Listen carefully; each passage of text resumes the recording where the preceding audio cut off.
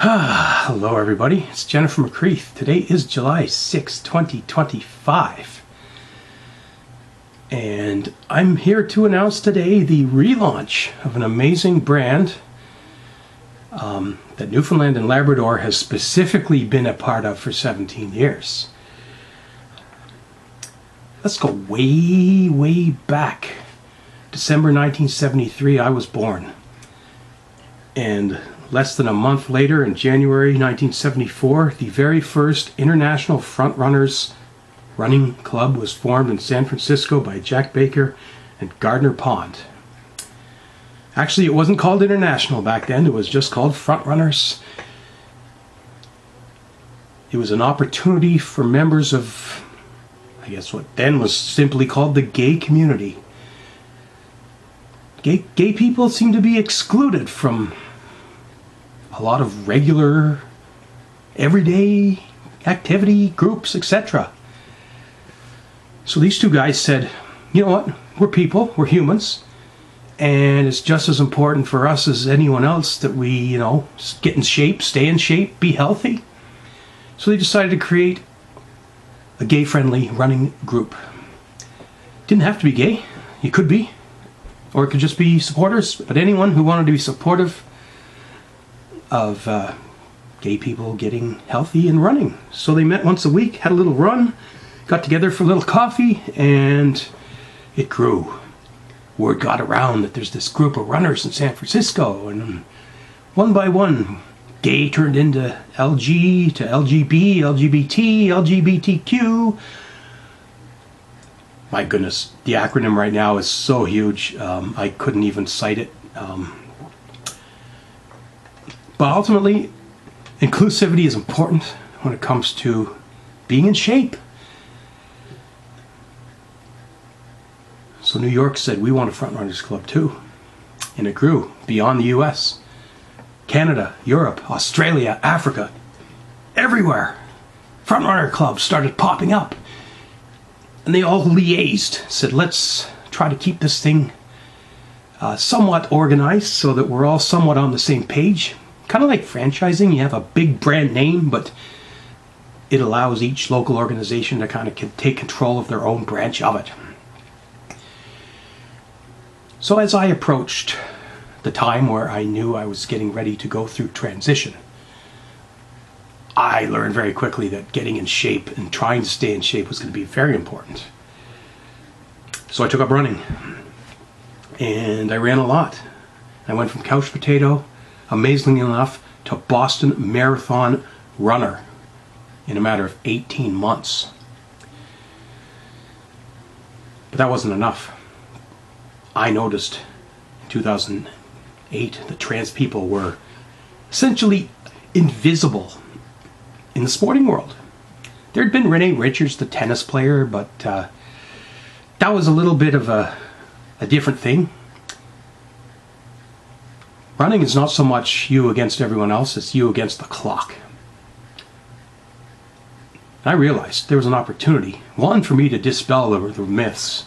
Not all trans people are going to become world-class athletes when they transition. I thought I would go from Superman to Superwoman, but I actually went from fast man to slow woman. It was never about winning, but it was about participation and being seen, being included.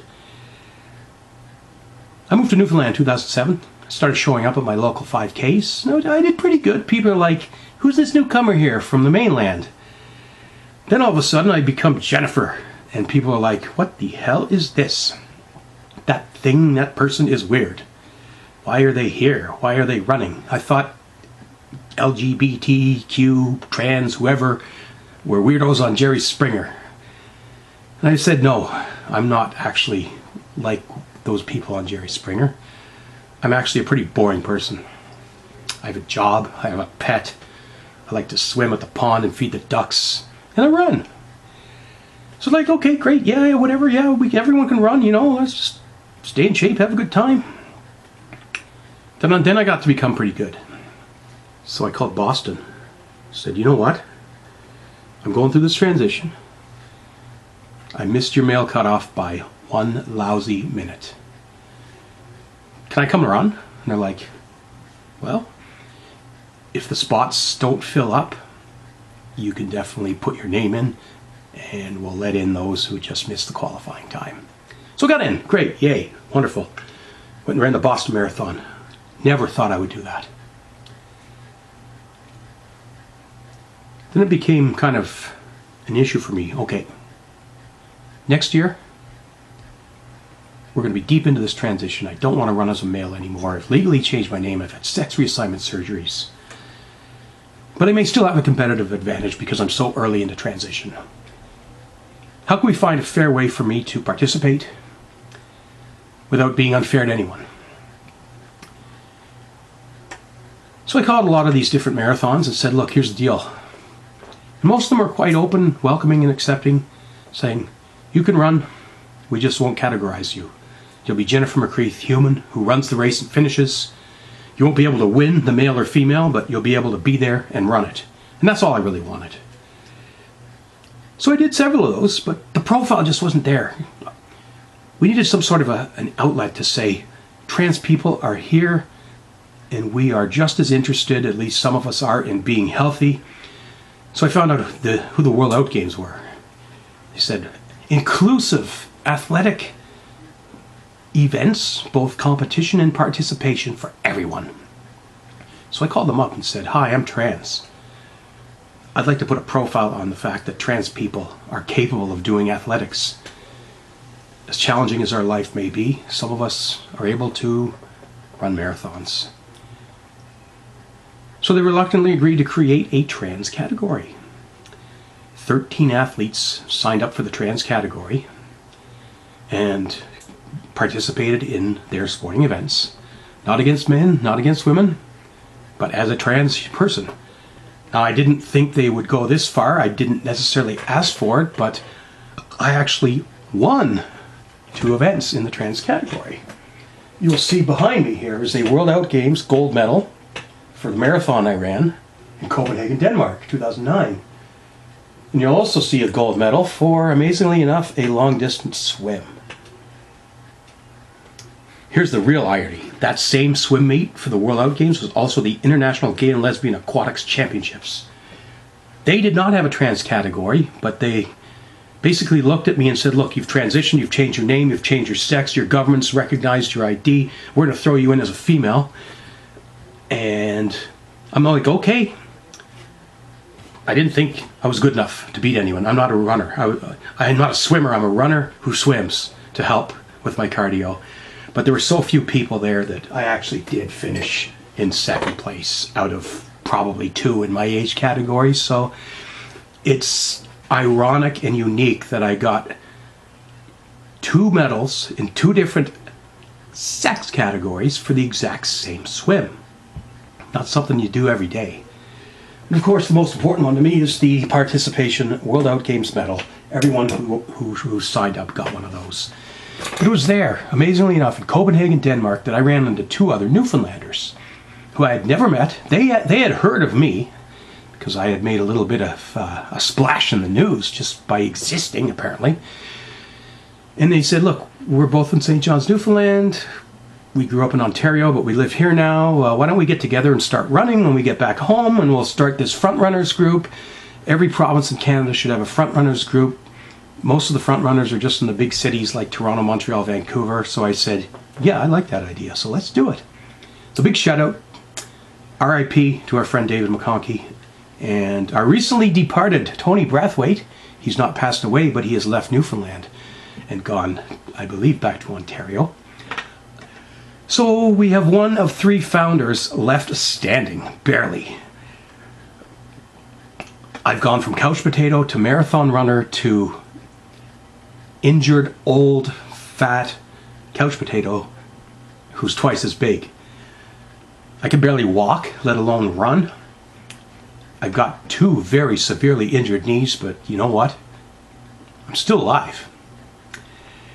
And there's no way in heck or hell or anything that I'm going to let this brand fall.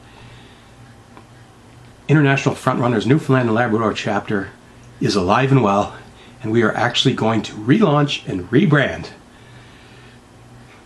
Pride Week is coming up here in St. John's a little later on in July, and it is my intention to hold an international Frontrunners Newfoundland and Labrador event, which will probably exist of me watching other people run.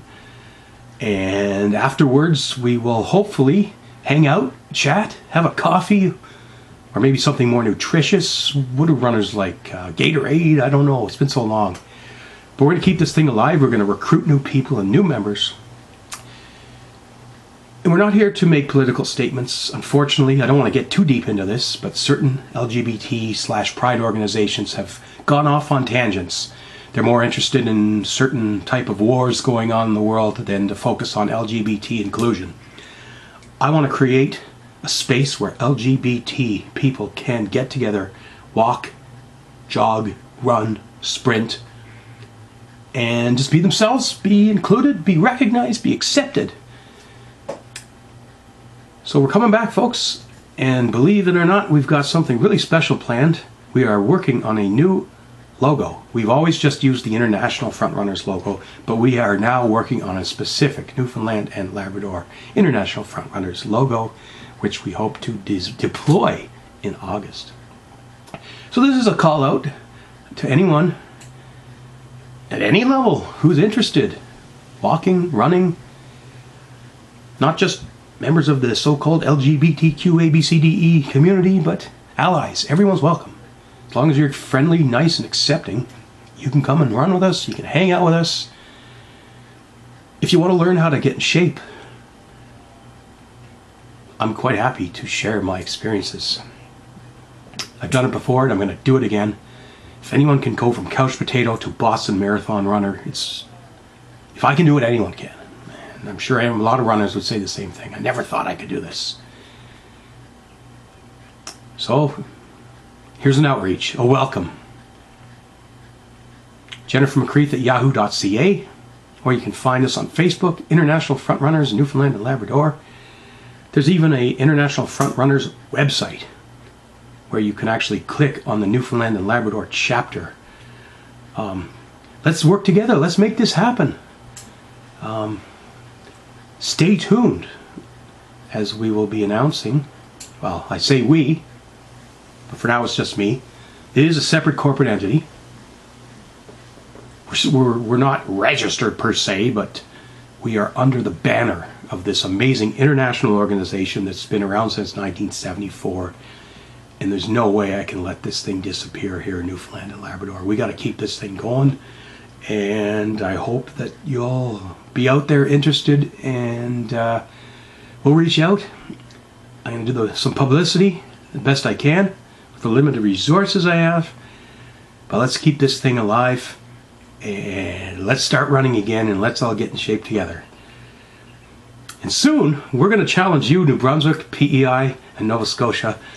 Something about being part of the 4 Atlantic provinces that is really fun and unique. I think we need to start a little front-runner rivalry here. So you guys better pull up your socks, because we're coming for you. Ha ha ha ha ha. I visualize an annual regional frontrunners event where we all come together as the 4 Atlantic provinces and have a special time together. We're going to run, we're going to walk, we're going to celebrate, and it's going to be amazing. The future is so bright that I'm going to have to find my shades and wear them. But right now, I don't know where they are. Thanks for watching, everyone. Have a great day.